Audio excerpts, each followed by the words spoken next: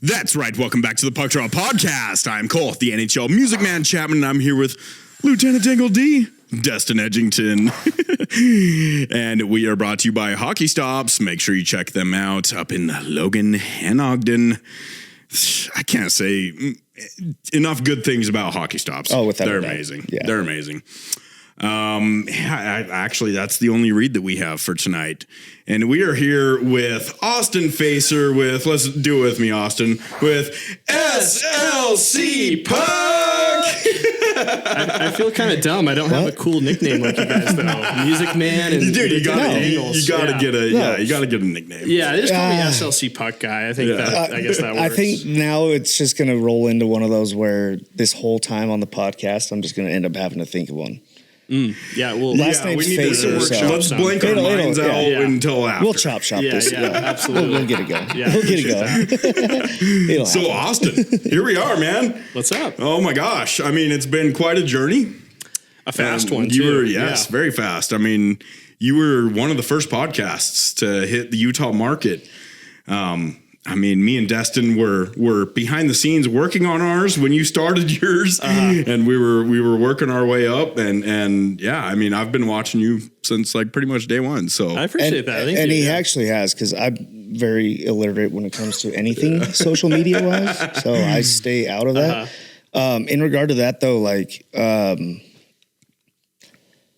how did you get involved that quick with what you were doing? Because I've seen you progress. And you've got to do a lot of cool things. So, I mean, that's... And you have a background of sports entertainment. And we'll dive back into that, But yeah, I think it just kind of helped that I just had a lot of the stuff just laying around, kind of gathering dust. Okay. You know, I had like a soundboard and a podcast microphone, just kind of sitting around just from other little things, just worked on in my free time, because fun little projects. Yeah. And so, you know, when news broke that the team was coming here around April 15th, I'm like, let's just get the podcast stuff out and just make something in my basement. And it was kind of cool. Like I just did a couple episodes and I was just kind of like really shocked at how much people liked it right off the bat. And just kind of did the show like my own way, just how I thought would be fun or funny, authentic, and and it's, you're a fun guy. You are. Yes, you really are, much. Like, that means everything. You can feel the energy. You guys in a real big deal studio. Wow, it means everything. But yeah, no, you can feel the energy when you walk into a room, sure. and that Thanks, goes man. for any room, not even just here. I mean that seriously. That's, like it's fun. That means a lot to me, man. I think like I just want the show to be like, just like, I wanted to feel like you're talking to like just your buddy who likes hockey. And I try to be myself and just, you know, I don't really think too much. There is a lot of thought that goes into like the planning of the show and like what I want to talk about. But, you know, when I hit record and just do the show, I just try to turn my brain off and just, you know, be myself and let myself go on like rants and tirades, which is like kind of a trademark of the show. You know, I like to talk about like what I had for breakfast, or, you know, like a bad date I went on. So, you know, all that kind of stuff. And that rolls into it's not scripted. And just like you said, authenticity. With authentic. That. I really appreciate that. Yeah. And I mean, if it weren't for him, I'd like the last episode, or not one with your pops, but I was literally like, you do the end of the read. That was so funny. He froze up so hard. I did. And I was like, I knew he would. It was all planned on my end. Well, no. And leading up into that, I'm like, no, not happening, dude. I mean, when it comes to like doing the more like scripted, like rehearsed stuff, like I am not good at that at all. I've gotten to the point where like I'm doing like the Nashcast now with the Utah Hockey Club, and like that's way harder for me. You know, just like having that pressure on, like here, you know, that's a little bit more live TV. Yeah, and like, you know, they didn't tell me beforehand how many people they thought were going to be watching or would be watching. So in my head, it felt like, you know, 50 million, but it probably was a lot less. So. Yeah. Well, and in regard to that, still, though, if you haven't gotten your SEG Plus, you know, subscription, do it now. We have a couple Nashcasts coming. Shout out on that. Nashcast is something that the Utah Hockey Club is doing. It's a pre-production, post-production, you know. It's an alt-cast. It's kind of like the Manning cast on ESPN for Monday Night Football. If you know sports, you probably know. And that's what I was wanting to dive into. Congratulations on that. Thank you. Yeah. And how did you stem into that? Like that's I know we come from the same world, but two different worlds. I didn't even hear about the signups for that or anything, which is surprising because I'm on top of all that. So I mean, as far as I know, there were no signups. You know, I just kind of got an email out of the blue, cool. from someone at the Utah Hockey Club, and like I didn't really know what it was or what to expect. It was kind of weird. Like I just got this email and then it was like, hey, I work for the Utah Hockey Club. You know, we're kind of involved. I'm involved in broadcasting and I like your show. I want to talk about it. Yeah. And I took a screenshot and I sent it to somebody who works in the organization. I was like, is this legit? Like, this is weird. Nobody's scamming me. It was like, this isn't real. And they're like, yeah, no, this is the real deal. So, I ended up meeting with them and meeting with Tyson Nash, and they just kind of told me what they wanted to do. Yeah. And we did a little bit of a rehearsal and kind of a chemistry check between Tyson and I just to see if, we could get some good banter going between us. I think you can have good banter with probably anybody. So thank you. I appreciate that. Sure. Yeah. And little pregame show before the show. You know? Yeah, a little bit, right? Yeah, we had a good chat beforehand. But and then just the process of just kind of building out what we wanted the show to be. And Tyson lives in Arizona still, so he and I talk. We were just talking on the phone on my way over here, by the way. But yeah, we talk on Zoom and watch games together and kind of just practice what that might feel like for showtime. So get know names better. Yeah, get to know names just better, everything. and then just kind of like bounce back. What we want the banter to sound like between the two of us. So it's been a ton of fun working on it. Yeah, and shout out to the Utah Hockey Club. Because I feel like they're making an effort.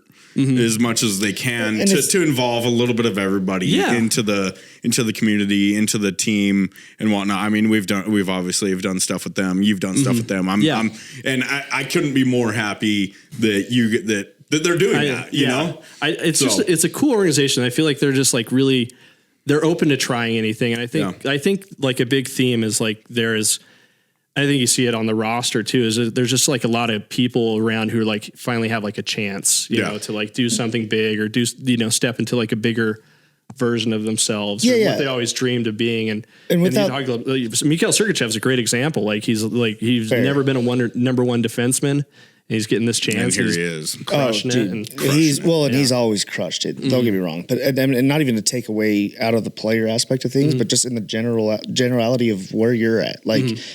You're killing it. Thank you. Appreciate it. I would like to think that we're killing it. It's one of those, very much so. You know what I mean? Like it's one of those things where it's like we are a part of this community and we want the best for where it's going. Yeah. And with that moving forward, right? Like we're like two very different podcasts. You know? Like without a doubt. You are definitely my favorite to listen to when it comes to team news, stats, all that good stuff, and we talk about the team, but for all the other stuff that we're doing, I don't have the time to look up the stats and it's exhausting. Oh, for sure. So and so kudos you're to doing that. very well with it. I really appreciate that, guys. And shout out again to Salt Lake City Puck. I mean, and then check it out for sure. Thank you. And let's talk about your name, SLC Puck. Yeah, I know where it comes from. Yeah, it's Destin. Do you know where SLC Puck? Does that ring a bell at all? No. Okay, so go ahead, Austin. Yep. It's a movie. It's his turn. You should fire. I don't know if it's on Netflix or Hulu or anything, but I'll have to look it up. It's a very old movie. It is. It's probably late 80s, maybe early 90s. But it's a play on a movie that was really big at Sundance way back when called SLC Punk. Oh. And it's basically just like a look at these guys who are like punk rockers living in Salt Lake. Yeah, and so they're creating mischief and exactly. It's like a coming of age kind of movie. Cole here has dabbled a lot more into what I have not. He was playing hockey when I was like in the multimedia world. So if have you seen Scooby Doo? That's one of my favorites. Okay, Matthew Lillard, who plays Shaggy, he's like the star of SLC Punk. Yeah. Oh, really? Yep. And gives me something to do SLC tonight. Punk. I get the feeling you would like that movie. Yeah, you should check it out. I'll check it out. You calling me a punk? I can't believe it. You want to go punky? You want to go? Speaking of that, let's go down that road. So Austin here, he thought that Destin. So these two fine gentlemen played high school hockey here in Utah. Yep. And Austin, for the longest time, like when we all learned about each other and whatnot, Austin thought that Destin was somebody else that was a bully on the ice during the high school days. And Austin didn't like that. I don't know if I didn't like it. It's just like I had such. Maybe I'll just start with. So Destin and I did play high school hockey together. Destin was on a really good team. He was on Fremont. I was on Viewmont, and then we kind of crossed paths like Golden Eagles, Junior Wildcats, all that kind of stuff. I definitely remember the name Destin Edgington, Yeah. but I thought Destin was somebody else on those teams. I thought he was a guy named Bronson Taylor who had a little bit of an attitude on the ice. Let's just put it that way. Had or has? I haven't seen it. I haven't been on the ice with this guy in like 15 years. So Would you call him an SLC punk? He's kind of. I remember him being very punky. Yeah. No, he's an SLC turd. There's a total difference. And I don't know him like in any way other than like my on ice memories, but I mean, there might have been some slew footing. There might have been That's some, Bronson. Yeah, there might have been some like chirps that like would have been like way out of pocket for a teenager to say. Yes, that's Bronson. And I love you, dude. If you're ever watching this. I'm sure he's a sweetheart. But I'll tell you right now, you're like baby Marchand. Yeah. Which by the way is like kind of an asset to have on your team. Yeah. Like sure. you get well, not until you go play semis and then it's all of a sudden like you get your dapped. I've watched him lose teeth, so it's going to be an interesting one when we head out. But we wish him well. I'm sure he's a sweetheart. We do. Well, he's still playing with him on the Park City Silver That's Kings. what I'm saying with the series. We go to Santa Rosa in 2 weeks. And so he's going to see this for sure. Yeah. No, he's going to see his teeth again on the ice if I can pick him up. But we were just talking like he is a one of a kind. Person. I love him. I met him for the first time last week. I hope to meet him soon. Really, I bet we'd get along. I bet we'd be. Oh, chums. you would. Okay, you would. Good. Yeah. No, great people. I mean, it's just he just doesn't have a chill. He has no chill. Nothing wrong with that, you know. Fair enough. I mean, he's the type of guy you want on your team. Yeah, exactly. Kind of like a Richard Sherman type. Yeah. Oh, I've seen him make people cry off the face-off before the game even starts, and that's a real thing. That's an edge. And that was in high school. It was probably me. It was probably me. No, I know. On Viewmont. I'm not going to name the name. I know who the name is, but no, I wouldn't know. A little bit of banter here, guys, with Utah high school hockey. I should have worn my ring. Those were the days, man. Yeah, I mean that was when schools had their own teams. Yes, you know, and now it's not quite like that. I think it'll get back to that. Mm-hmm. I mean, but right now it's one of those things where like I really wish hockey wouldn't be a club in a high school sport, right? I mean, to an extent. I mean, it's going to take time, but even growing up, when we grew up, it was, and we've had this discussion before, and it's kind of ironic how that has become to be where it's meshed together for counties and different aspects of things. Because like Juan Diego, for example. They had a great program. Oh, yeah. Alex Halloran, shout out again. They would kick our ass. I was so excited to see you had him on because he was probably the best player I ever played against. He went to Air Force, right? On a scholarship. Yep. I mean, just to your point, my dad was the president of high school hockey, when we were playing, and we had a really great program at Viewmont. You guys were tough. You guys were really tough. Well, my credit to my dad.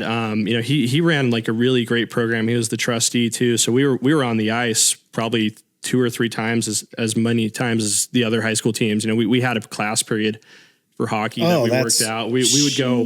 We had a period on B days where we would just go. Our first class was going to the rec center and skating. And it helped that the South Davis Rec Center is so close to Viewmont High School. I think that gave us a huge advantage. And but I think like compared, like I can't speak to how it is now, but I know like when you and I were in high school, we had a really cool program. We had the Letterman's jackets. Right.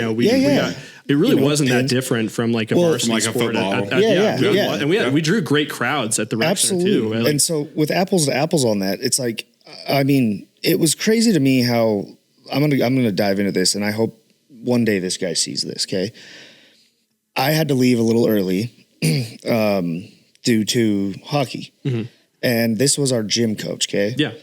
And he goes, if you leave, I'm going to dock you down on this, this, and this, or whatever, right? And he's the football coach, mind you, right? No offense to the football or anything. But at the end of the day, like, this stuck with me for a long time. Yeah. And it still, to this day, has stuck with me. As soon as I went to leave, he goes, if there's no point in the ball, there's no point in the sport.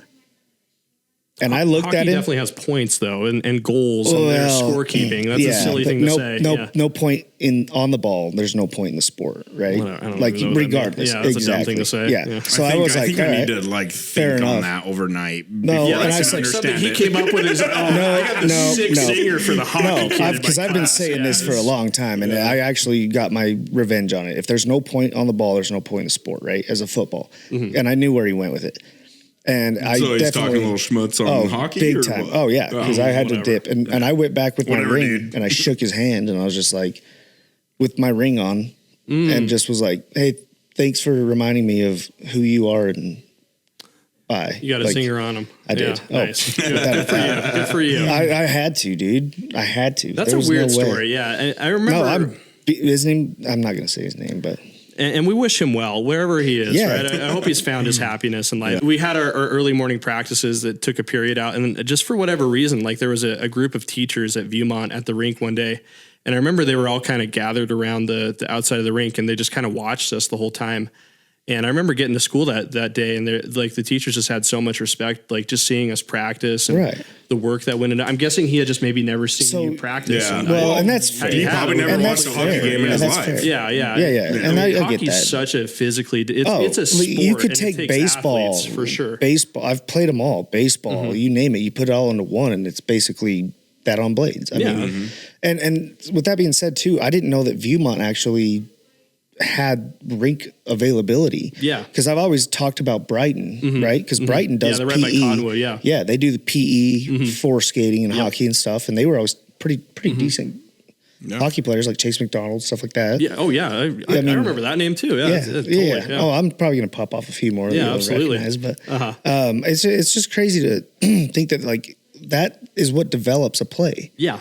Or in general, and that's awesome to hear that you guys had the opportunity because you did come out of nowhere. Yeah, we took like a bunch of kids that just played house level and really never played at like for the Renegades or Regulators, and we became really competitive really quick. I remember the junior Steelheads came down from Boise once to play Viewmont.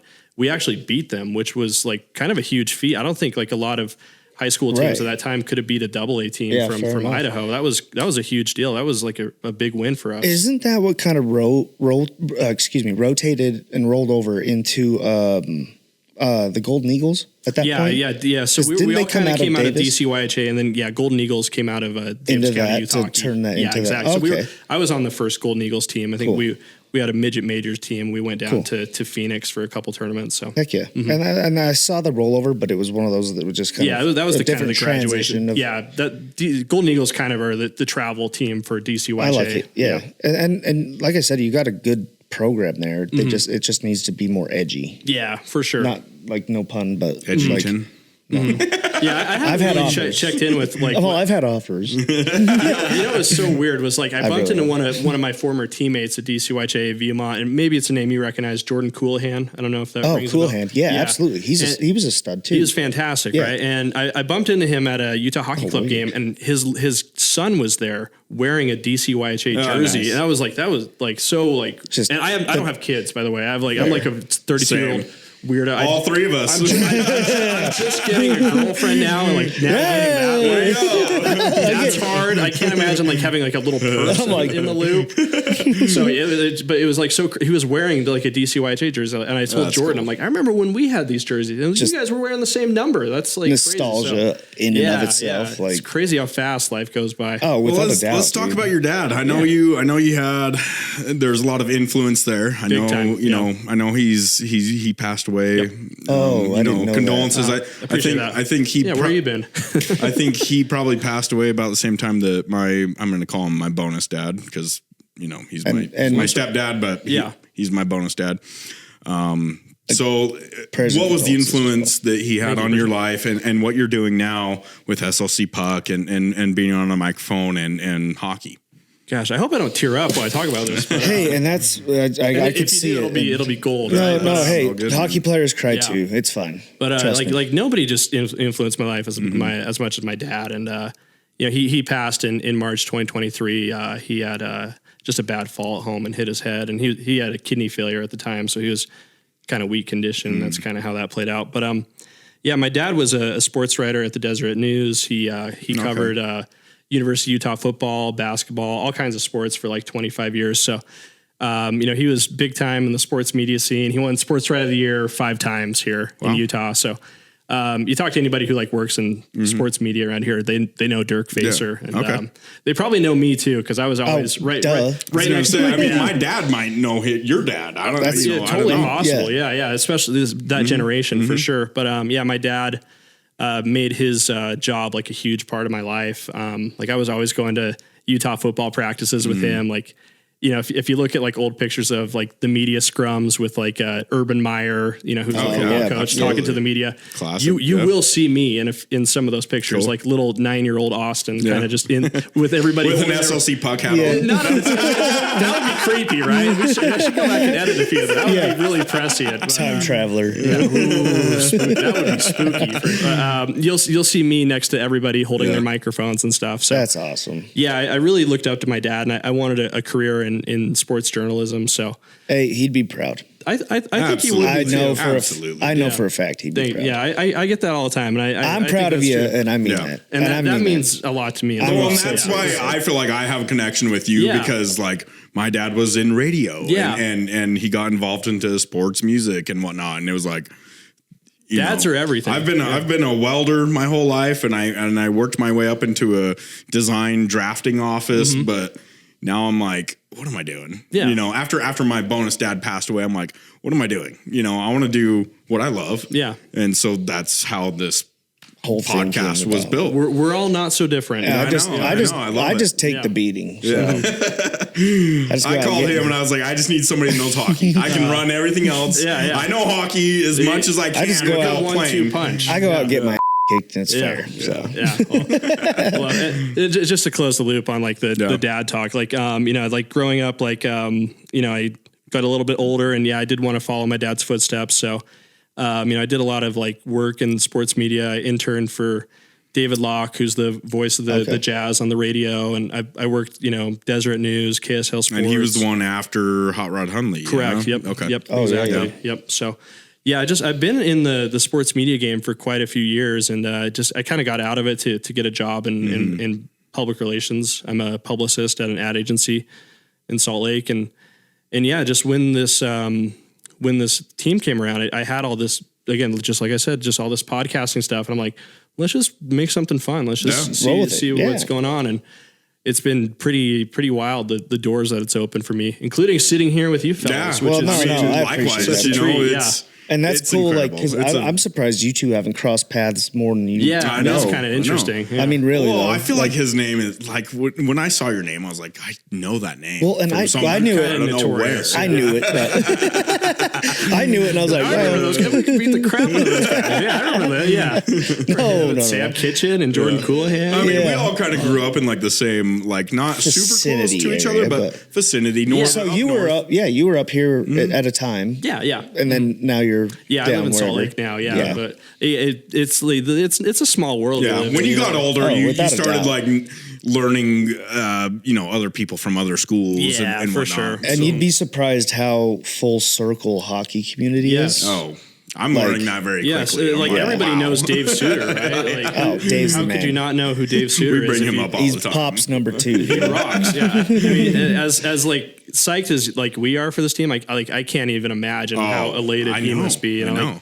Like, I'm so happy he's getting his kind of moment to shine. Yes, too, and well deserved. I mean, the man is a man of many community. Well, I'm gonna bring something up here. So we're bringing Theo Fleury. Yes, Theo Fleury has a lot of ties here in Utah. Dave Suter is going to be doing a podcast with us with Theo Fleury. Sick. On the Maverick Center ice. Whoa. On the ice. No, that's great. And you're getting your skates on and you're getting after it. Well, I'll button them up if I have to. Maybe. But like, when we podcast, we're going to be, because he won a gold medal on that ice. There's a lot of ties with Theo in Salt Lake for sure. Yeah, he came out of that rink to go to the NHL into Calgary. Yeah. I think it was probably the Salt Palace at the time. Well, no, Salt Palace. 94. No, he came out of the Maverick Center, but he played in the Salt Palace. Okay. So he came out of the Maverick Center. We'll have to fact check. We'll clarify that in a couple so weeks. Many connections. Yeah. Well, you know what number is that? That's 14. I think that's his number. You know what you should do? I'll give you like a little bit of a tip here, insider tip. Inside the Maverick Center, they still have the walls from Team Canada's temporary locker room. Oh, really? And after they won the gold medal against Team USA, the guys all got like big Sharpies and autographed the walls. It's still there, yes. Still there. Yes. They put it behind plexiglass. We'll take him there. I wrote an article.